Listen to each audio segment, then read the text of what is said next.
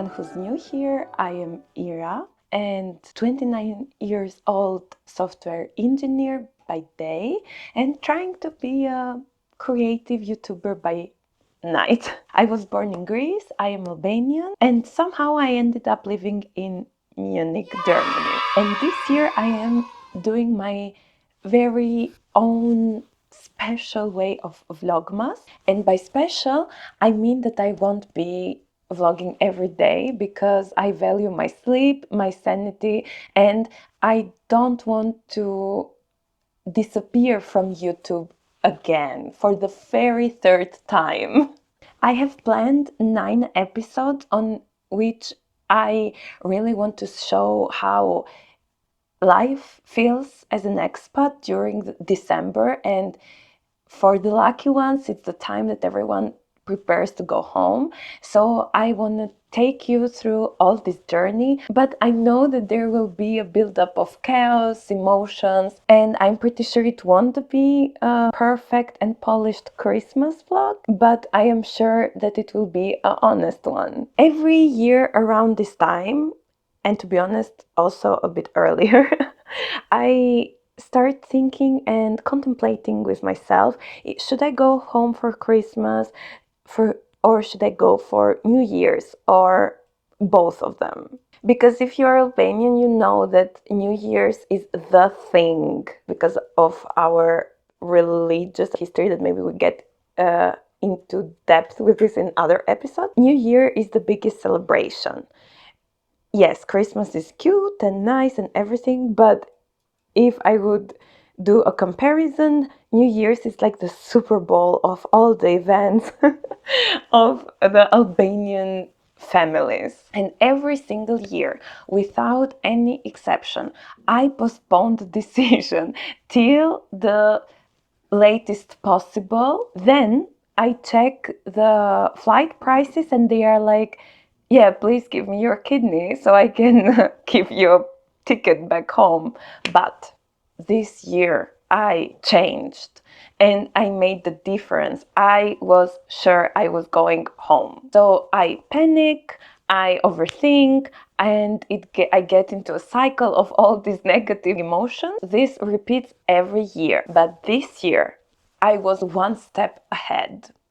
I prepared everything. I knew, okay, I could do it even better. It's not the best possible and the best dates that I would want to go home, but I was prepared. And I have been noticing that my frontal lobe has evolved enough so I take much more conscious decisions, and I attribute this decision of buying a ticket early to this.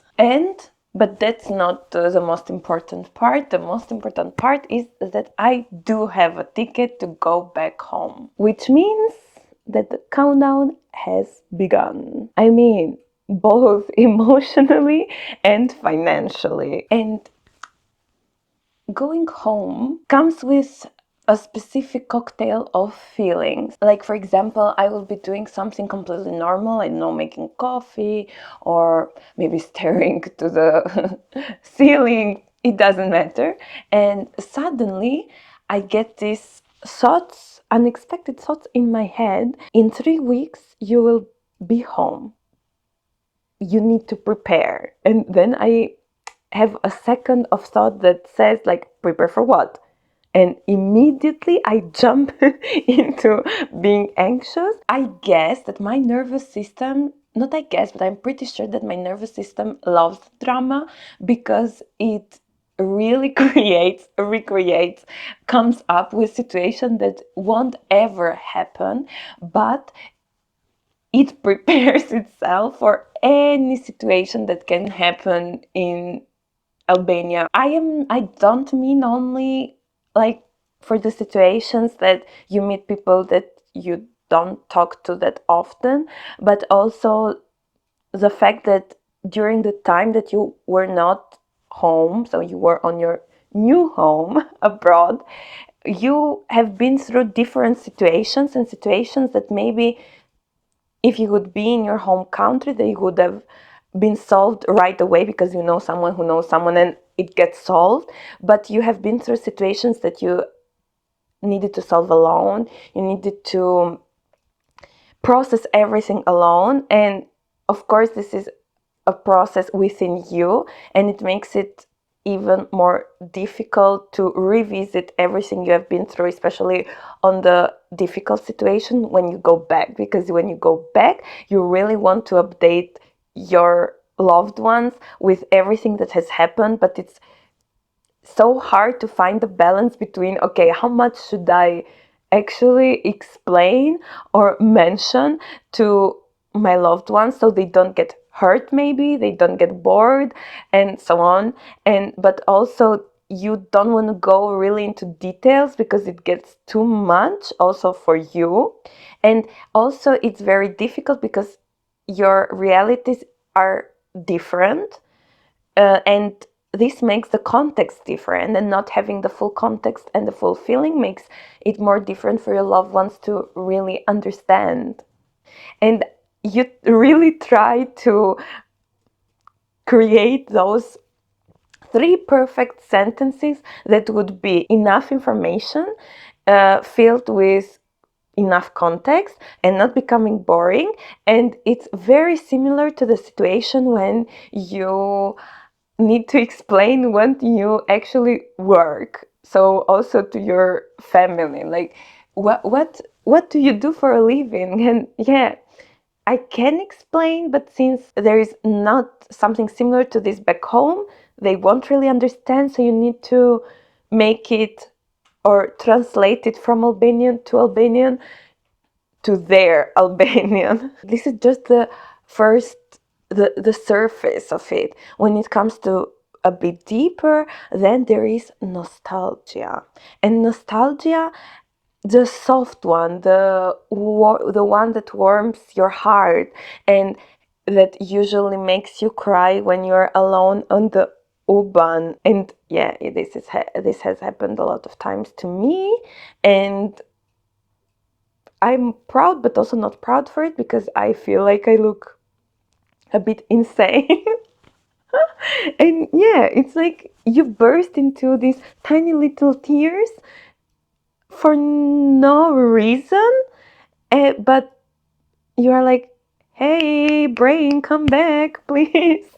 We need to function. And this gets even worse when you are listening to some kind of slow paced music. Okay, this happens to me all the time, but now that it's like the time really close to the finish line of arriving home, it gets heavier, bigger, and sometimes I also avoid to call my parents because they feel so close and I cannot wait to go and meet them, but also it's hard to bear it. And as I said, nostalgia as an expat is very different because this is not just missing people, it's missing a version of home that actually does not exist anymore, because the same as the people back home do not have the updated version of you, you also do not have the updated version of home, and not just the building, the house, but the people, that your family, your cousins, your friends. Even though you know about them, life goes on. In our minds, so the expat mind, home stays as it is when we left.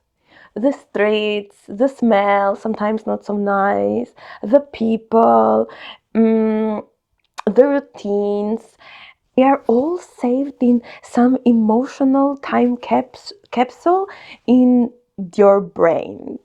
So every time we go back home, there is a tiny shock, realizing that all these things changed and you were not there to witness them. People grew, places closed, neighborhoods evolved. Even though we know that life goes on, some part of us is still holding on to that old version of home. So basically, we are nostalgic about something that it's half real, half imagined, and we try to revisit this imaginary place every time. But actually, the home we are visiting is not the same. It's very similar to it, but not what we were imagining and we were carrying in our heads the entire time. And unfortunately, for me, that's the part of going back home that I cannot really be prepared for. So, with all that nostalgia and all the Tetris game of feelings that I will carry with me on this trip, I have decided something that in this trip back home, I go with an entire different energy. So, frontal lobe developed. So, I mean, not the rushed one, like I have only 10 days and I need to meet 27 people. I don't want to go with the energy that let me prove you I'm doing fine abroad, and definitely not I'll pretend that nothing bothers me and then go cry alone at the bathroom. I usually cry also in public places, but yeah, it is a bit of a theatrical effect to go to the bathroom and cry, right? Why I'm saying that is because if you are an Albanian or a Balkan person, you already know that going back home means that your business becomes a community project. Everyone wants to know everything about you. They know how to ask the most personal questions that can exist. And I mean, very, very personal. Your job, your life, your weight, your plans, your salary, your timeline, your uterus, your mental health, everything. Like, sweetie, relax. I also don't have the answers. And to be honest, for all these years, so 5 years and a half, every time that I went back to Albania, these questions unfortunately were poking into my soft spots, especially in cases when I was not feeling right with something and somebody was actually poking exactly that specific topic. It was really, really overwhelming for me because the version that I left in Albania was a version that had boundaries, but unfortunately, I didn't know how to defend them. And that was the most difficult part because I had so many things to say, but also so many things to maybe also repel and not listen to. Usually I would shrink, laugh it off, um, or maybe even change the subject because unfortunately that was what we were taught to do. And be polite while the person that's in front of us is obviously impolite. Fortunately, I'm at this point that I am ready to go home and face all these comments, but not face them like really fight them, but just I have the guts and I can say, like, can you please mind your own business, or something that it's not really offensive but also putting people into their places. And I think this change has come because living abroad has made me understand and value things differently, value situations differently, value people differently. Of course, I'm not saying that I am a stone, but there are much more important things to care about rather than somebody's opinion on your weight or on if you will become a mom soon or not. So, to wrap it up, my intentions for this trip are to show up exactly as I am, to protect my peace, and enjoy the good and let everything else roll off my back. I don't want to go any deeper onto this topic because I'm pretty sure we will come back on the next episodes.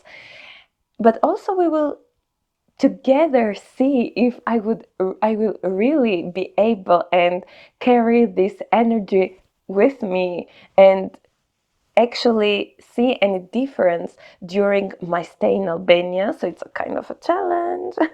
And yeah, so this is where I'm at this beginning of December, in between two places, in between two homes, in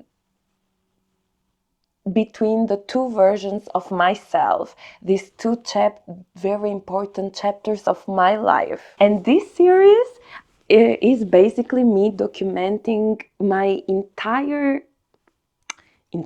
my story and how I go through my everyday life, my expat life, my overstimulation. What I can make sure about these episodes is that they will be definitely chaotic, as this is one of my main personality traits. There will be me trying to prepare, trying to pack my stuff, organize and pretend that I'm an adult. Some will be emotional, there will be nostalgia, memories, boundaries, and all these check-ins will be in this December, beginning of January vlogmas.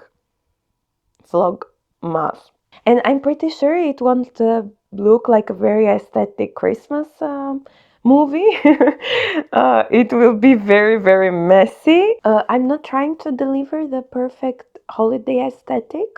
I mean, I guess it's pretty obvious. But I am really trying to show you how it is.